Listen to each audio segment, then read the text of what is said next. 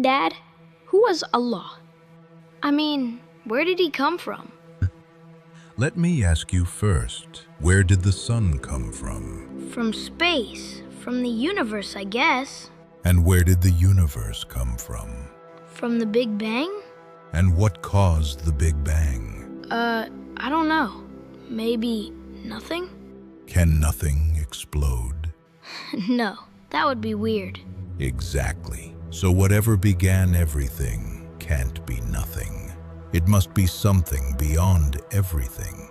Something that doesn't need a start. But everything has a start. Even my game needs to load before I can play. Yes, but that's inside the game. The one who made the game isn't inside it waiting to load, right? Oh, so Allah is like the one outside the game. Beautifully said. Allah created time, space, and every law that makes your game and this universe run. He's not waiting in time. He's the reason time exists. So, he doesn't begin or end? Right. Words like before and after are for things inside time. Allah isn't in the story. He's the author. Then, if he made everything, does that mean he made nothing too? Even the emptiness is his design. The silence before sound, he made that pause. That's big. But how can I know he's real if I can't see him? Can you see your thoughts?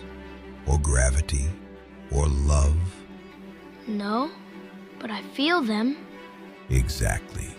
You see their effects, the order of the world, the intelligence in creation, the way your heart knows right from wrong. All of these are signs. We can't see Allah with our eyes, but everything our eyes see whispers his name. So, Allah just is. Yes, and that's what makes him Allah, the one who was never made, who makes everything else possible. Then if he wrote time, he must know my whole story already. He does, and he still lets you choose your lines. That's the beauty. The author gives you a pen. I think I just got my first big question, but I already feel another one coming. Good. Keep them coming. Questions are doors, and Allah loves those who keep